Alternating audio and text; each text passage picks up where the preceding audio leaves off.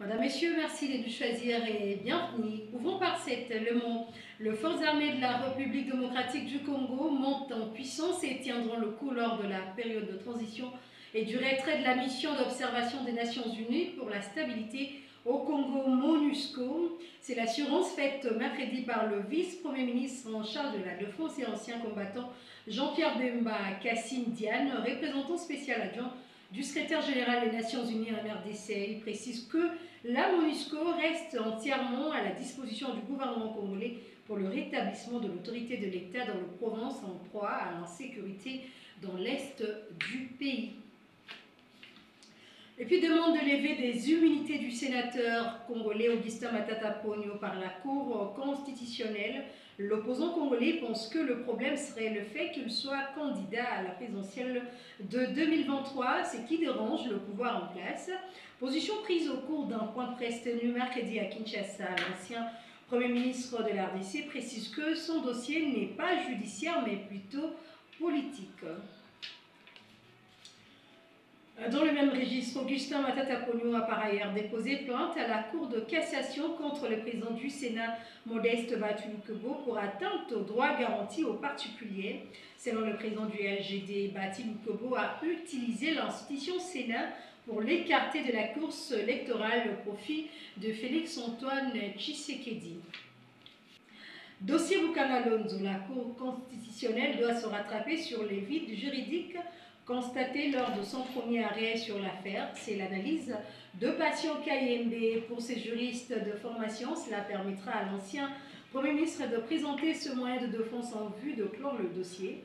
Au sujet des immunités parlementaires, il soutient que pour saisir les Sénats, les procureurs généraux près la Cour constitutionnelle ne départent pas d'une session parlementaire tenante. Arrestation de Fondiongo, président du MLP, par le service de sécurité. Son parti politique sollicite l'implication de la communauté internationale pour sa libération. Le professeur Paul-René Loata, secrétaire général du MLP, qui entend devant la presse plutôt ce mercredi à Kinshasa, demande tout lien avec l'arrestation de Salomon Idi Kalonda, conseiller spécial de Moïse Katumbi, comme cela est relayé dans les réseaux sociaux. Il précise que Fondiongo a l'autorisation du port d'armes trouvées dans son véhicule. Toujours en politique, initialement prévu ce samedi 24 juin 2023, les meetings de l'opposition a été repoussé au dimanche 25 juin au terrain Sainte-Thérèse d'Enjili. Contacté par votre radio, Francis Kalongo, porte-parole adjoint de Moïse Katumbi, estime qu'il fallait respecter les différentes activités culturelles prévues ce 24 juin dans la capitale. À l'en croire, le cadre leader de l'opposition attend de l'hôtel de ville de Kinshasa la sécurisation de leur activité. Retrait de Martin Fayoulou du processus électoral. La position prise par le président de l'ECD n'a pas laissé indifférents ses militants. Certains se sont livrés à des actes de vandalisme au siège de ce parti. Contacté à ces sujets, Jean-Marie Kamenga, président du RDR et proche de Fayoulou, soutient la position de l'homme de la vérité des urnes. À l'en croire, Fayoulou reste constant dans ses prises de position au sujet du processus électoral. Il recommande l'audit du fichier par des experts internationaux. On parle d'éducation à présent. La session ordinaire des examens d'État édition 2022-2023 débute en principe ce lundi 26 juin 2023 sur toute l'étendue du territoire national. La synergie des syndicats des enseignants de la RDC qui en appelle un report évoque de problèmes d'ordre organisationnel. Jean Bosco Pouna, porte-parole de cette structure, contacté mercredi par votre radio, précise que c'est l'une des recommandations formulées au cours de leurs assemblées générales organisées à Kinshasa récemment. Toujours en éducation, examen d'État, dans la province éducationnelle de Maïndombe 3, Jean Cosmas Yema, inspecteur principal de l'EPST de cette province, dit non aux antivaleurs. Il indique que tout celui qui serait surpris en train de percevoir l'argent d'un parent sera sanctionné. Information livrée ce mercredi 21 juin 2023 à l'occasion du déploiement de la dernière équipe de intervenants aux épreuves de la session ordinaire de cette année 2023. Pratique avilissante de l'homosexualité et lesbianisme, le Conseil supérieur de l'audiovisuel et de la communication, CESAC, met en garde les médias qui servent de béquille à cette campagne. Ce média en particulier, du Haut-Katanga, s'expose à la rigueur de la loi. Serge Ndibou, rapporteur adjoint de cette institution d'appui à la démocratie, contacté par Libéral FM, confirme cette position du CESAC. En en croire, cela répond à l'une de leurs missions confiées par les législateurs congolais. Direction province. La musique en République démocratique du Congo, c'est la rumba congolaise qui était à l'honneur et célébrée toute la journée au studio Mama Ngebi de la RTNC.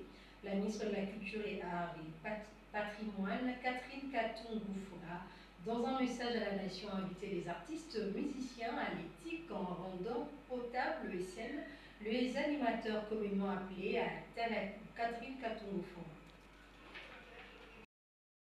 Les artistes congolais se sont dit honorés par cette journée. Jean-Loubal Kalala, que Libéral FM a contacté, indique que la rumba congolaise est une richesse à exploiter. Il demande au gouvernement congolais d'instaurer de programmes spéciaux pour promouvoir ces genres musicaux. Jean-Loubal Kalala, joint par Solange Mapoigny. Et on parle sport pour boucler l'organisation de FATUCAP à Kinshasa. La cérémonie des signatures du protocole d'accord de coopération entre le gouvernement congolais et l'Union internationale de fédération de l'Afrique centrale UNIFAC a eu lieu ce mercredi 21 juin à Kinshasa. François Kaboulou Mouanakaboulou, ministre de Sport et Loisirs qui a présidé la cérémonie, a dans son nom remercié le chef de l'État Félix-Antoine Tshisekedi pour la matérialisation de ce projet. Il est au micro d'Israël Mwanza. Hey, Israël, attends.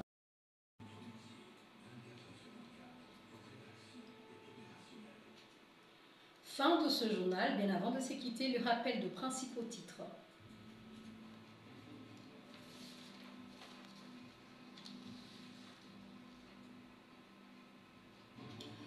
Poursuivi en justice à nouveau, Matata Ponyo, président du LGD, dénonce qu'il considère une injustice de trop concoctée par le Sénat pour le quartier de la course électorale. Une plainte a été déposée ce mercredi contre Batum Kobo, président du Sénat. Arrestation de Franck Diongo, son parti mouvement lumumbiste progressiste monte au créneau. Il sollicite l'implication de la communauté internationale pour sa libération dans l'immédiat. C'était au cours d'un point de presse tenu mercredi à Kinshasa. Et puis célébration ce mercredi 21 juin de la Journée internationale de la musique en RDC. Un méga concert a été organisé au studio Maman Ngebi de la RTNC. C'était en présence de la ministre de la Culture et Arts, Catherine Katongo. Ainsi s'achève complètement ce journal mis en onde par Finel Méchaud, une édition de Solange Mapoigny présentée par Gladys Ebilé. À vous tous, merci de l'avoir suivi. Excellentes conditions d'écoute sur votre radio. On parle religion à présent. Monseigneur Hétéro Balistrero, représentant du pape François, quitte la République démocratique du Congo. Il a été appelé ailleurs, toujours au service du Saint-Siège. La nouvelle a été annoncée ce mercredi 21 juin 2023 par le bureau de presse du Vatican. Il avait remplacé à ce poste Monseigneur Louis Montemayor lors de la nomination du pape François en 2019. Son mandat en RDC a été plus marqué par l'arrivée dernièrement du pape François au début de l'année en cours. Un commentaire de Romero Gueye. Le cas de traumatisme causé par la violence notamment et les brûlures graves seront pris en charge par le médecin sans frontières en Ituri. La nouvelle a été annoncée ce mercredi 21 juin par le docteur Roger Kiavou, coordinateur projet du Médecins sans frontières en Ituri, au gouverneur militaire de cette province. Le lieutenant-général Bouyaka Chamadjouni, dans une audience, lui a accordé le docteur Roger Kiavou dans une sélection signée Gracia Dabima Souti.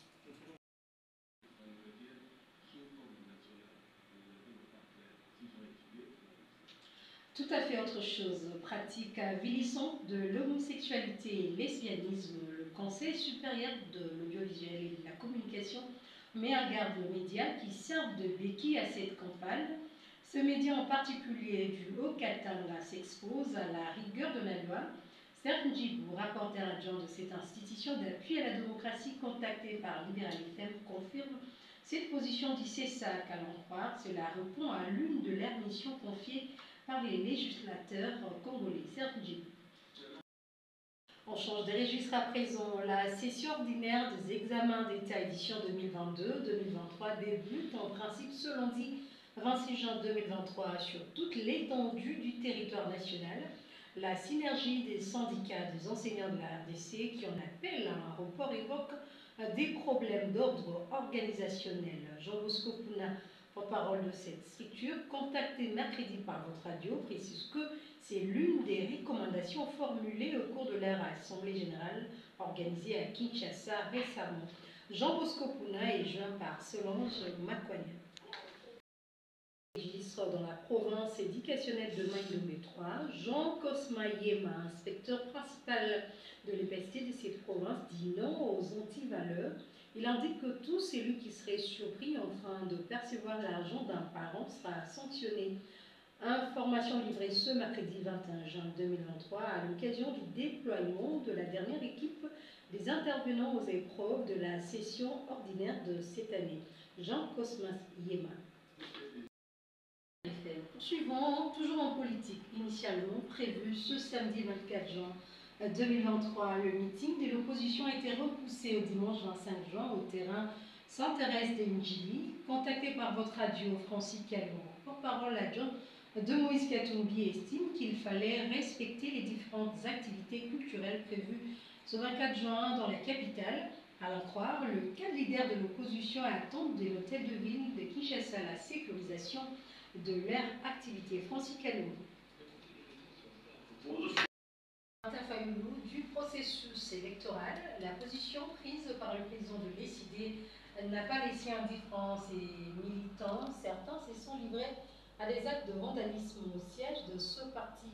Contacté à ce sujet, Jean-Marie Kamenga, président du RDR et proche de Fayoulou, soutient la position de l'homme de la vérité des urnes. À l'en croire, Fayoulou est resté constant dans ses prises de position au sujet du processus électoral et recommande l'audit du fichier par des experts internationaux.